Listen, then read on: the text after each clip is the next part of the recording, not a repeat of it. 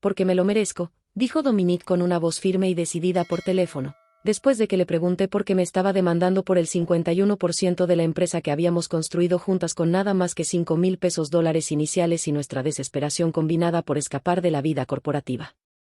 Porque ya me cansé de darte el crédito. Porque hice la mitad del trabajo y solo recibo la mitad del dinero. Ya no me parece justo. Estaba sentada en mi departamento en Austin, Texas, sosteniendo el teléfono como si se hubiera convertido en un arma en mis manos, sintiendo como mi comprensión entera de la amistad y la sociedad se disolvía en algo para lo que no tenía nombre. Afuera, la ciudad seguía con su rutina, gente trabajando, viviendo, construyendo vidas que probablemente tenían más sentido que los restos de lo que yo creía que era la sociedad más importante de mi vida. Como una amistad que había sobrevivido 16 años, que había sido probada y fortalecida por todo lo que la vida nos había lanzado, ¿podía volverse algo desechable en el momento en que el dinero entró en juego? Me llamo Alexandria Martínez, y esta es la historia de cómo aprendí que la traición a menudo viene envuelta en el lenguaje de la justicia, y que a veces las personas más cercanas son las que están más dispuestas a reescribir nuestra historia compartida. Conocí a Dominique en un estudio de yoga en Austin en 2007. Estaba junto a mí en la postura del perro boca abajo, y soltó un pedo tan fuerte que toda la clase lo escuchó. Ambas nos pusimos rojas como tomates. Nos miramos, y empezamos a reír tanto que tuvimos que salir del salón. Después fuimos por café.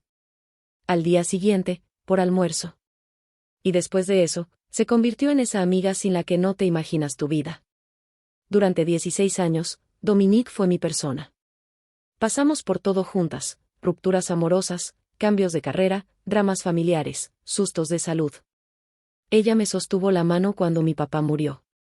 Yo la sostuve cuando se divorció.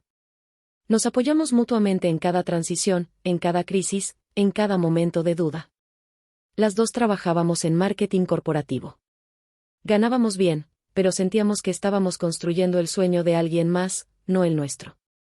Los domingos en el brunch hablábamos de lo que realmente queríamos hacer, crear algo propio, construir una marca auténticamente nuestra. En 2019, finalmente decidimos hacerlo. Pasamos 3 meses planeando. Investigamos mercados, identificamos una oportunidad en el espacio del marketing digital para pequeñas empresas. Hicimos un plan de negocios. Ahorramos dinero.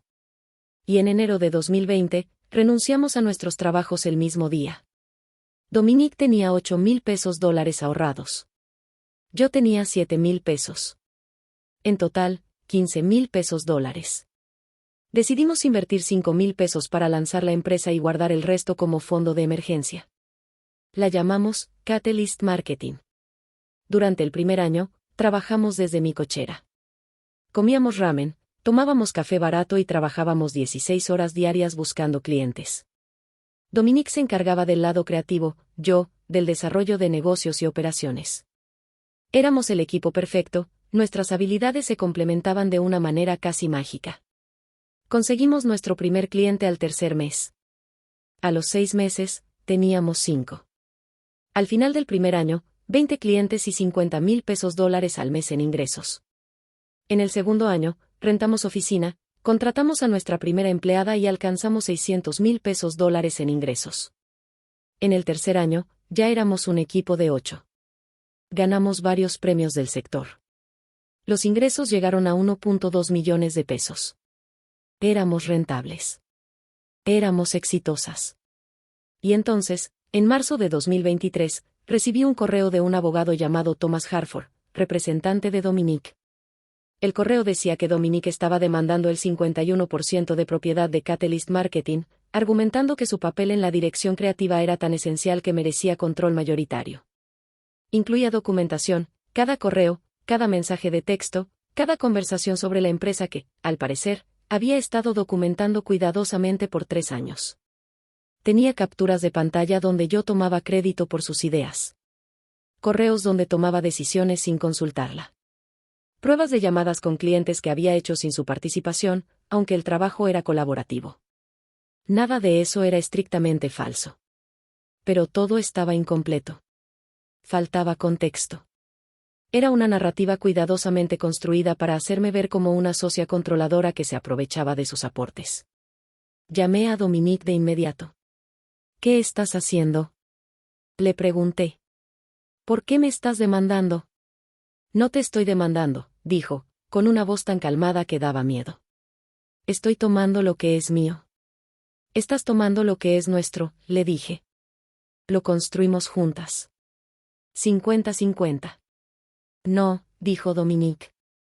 Lo construimos juntas, sí, pero me he estado conformando con recibir la mitad por un trabajo que vale más.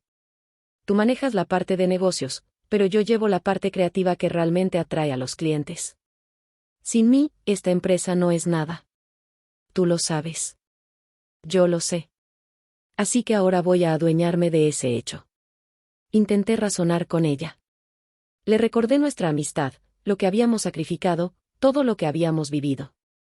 Por eso mismo tengo que hacerlo, respondió. ¿Por qué usas nuestra amistad para mantenerme en una posición subordinada? La usas para hacerme sentir agradecida. Y ya terminé con eso. No voy a seguir agradeciendo por la mitad de algo que yo también construí. Contraté una abogada de inmediato. Se llamaba Patricia Akefer, y era brillante. Patricia revisó toda la documentación de Dominique y encontró una falla crítica en su caso. Dominique no tenía documentos legales que respaldaran su reclamo del 51%. Cuando fundamos la empresa, habíamos firmado un acuerdo de sociedad que establecía claramente que éramos socias iguales, 50% cada una. Ese acuerdo nunca se había modificado. Dominique básicamente estaba pidiendo que el tribunal anulara nuestro acuerdo legal de sociedad existente, argumentando que merecía más porque sus aportaciones eran más valiosas. Este es un caso muy débil, me dijo Patricia. Lo que ella realmente está haciendo es intentar usar manipulación emocional y documentación selectiva para reescribir su acuerdo de sociedad. La buena noticia es que la ley está de tu lado. La mala noticia es que ella también es abogada, y sabe que su caso es débil, lo que significa que probablemente intentará llegar a un acuerdo. Dominique ofreció un acuerdo extrajudicial, el 47% de la propiedad a cambio de retirar la demanda y recibir $200,000 de inmediato. Me negué. Fuimos a juicio. El caso duró 2 meses. El abogado de Dominique presentó toda su documentación, los momentos en que yo había tomado crédito por su trabajo, las decisiones que tomé sin su participación y las ocasiones en que me posicioné como la cara de la empresa. Mi abogada presentó nuestro acuerdo de sociedad original y cuestionó por qué, si Dominique se había sentido tan infravalorada, nunca había pedido modificar el acuerdo ni expresado sus preocupaciones antes. El juez falló a mi favor. Nuestro acuerdo de sociedad era válido.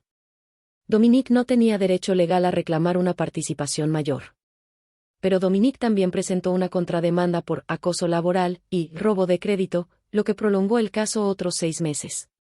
Cuando todo finalmente se resolvió, yo había gastado $85,000 en honorarios legales. Dominique, aproximadamente lo mismo. La empresa se había visto afectada. Varios clientes se fueron porque no querían verse asociados con el drama. Nuestros ingresos cayeron un 40%. Y lo más doloroso, mi mejor amiga de 16 años ya no me hablaba. 3 meses después de que el caso se resolviera, Dominique renunció a la empresa. Envió un correo un lunes por la mañana diciendo que se iba con efecto inmediato. No dio una razón. No pidió hablarlo. Simplemente desapareció de mi vida. Intenté contactarla varias veces. Nunca respondió. Lo que aprendí de esa experiencia fue algo que me tomó mucho tiempo procesar. Dominique había pasado 3 años acumulando resentimiento. Documentó todo porque estaba construyendo un caso en mi contra, no como amiga, sino como una futura oponente. Había estado esperando el momento en que la empresa valiera lo suficiente como para que quedarse con el 51% justificara destruir nuestra amistad. Reescribió nuestra historia compartida para justificar sus acciones. En su versión, ella no era la traidora, era la mujer que finalmente se había defendido de una socia explotadora. El hecho de que nunca tuve intención de aprovecharme de ella no importó. El hecho de que siempre valoré sus aportes por igual no importó. Lo que importó para ella fue la historia que se contó a sí misma sobre el victimismo y el merecimiento. Reconstruí Catalyst Marketing sin ella. Tomó 2 años, pero volvimos a alcanzar $1 millón en ingresos. Incorporé a una nueva socia, una mujer llamada Gemma, a quien conocí en un grupo de networking para startups. Gemma tenía un enfoque completamente distinto hacia las asociaciones. Hablamos de nuestras expectativas desde el inicio. Hacíamos reuniones periódicas para revisar cómo nos sentíamos con el trabajo. Discutíamos los problemas en el momento, antes de dejar que se enconaran. Nuestra sociedad ha sido increíblemente sana. No porque nunca discutamos, sino porque abordamos los desacuerdos de inmediato y mantenemos una comunicación clara sobre lo que cada una necesita. Me encontré a Dominique en una cafetería unos 4 años después de que todo ocurrió. Trabajaba en una agencia de marketing como directora creativa. Se veía feliz. Parecía haber seguido adelante. Nuestras miradas se cruzaron brevemente. Ella fue la primera en apartar la vista. Me llamo Alexandria Martínez. Tengo 45 años. Soy dueña de Catalyst Marketing junto con mi socia Gemma. He aprendido que la amistad y las sociedades de negocios no son lo mismo, y que a veces, las personas que más amas pueden ser las que más te lastimen. Lo que aprendí de Dominique es que no puedes obligar a nadie a reconocer tu valor. Solo tú puedes hacerlo. Que la traición suele venir de personas que guardan resentimiento en silencio, y ese resentimiento se pudre cuando no se enfrenta. Lo más importante que aprendí es que la historia que nos contamos sobre nuestras relaciones determina cómo tratamos a la gente. Dominique construyó una narrativa en la que era víctima de mi explotación. Esa narrativa justificó sus actos ante sí misma. Pero la narrativa y la verdad no son lo mismo. Yo también pude haber creado mi propia narrativa, fui traicionada por alguien a quien amaba. Esa historia me habría dejado amargada y enojada para siempre. En cambio, construí otra. Aprendí algo fundamental sobre las sociedades y la naturaleza humana gracias a alguien a quien amé. Esa historia me permitió sanar.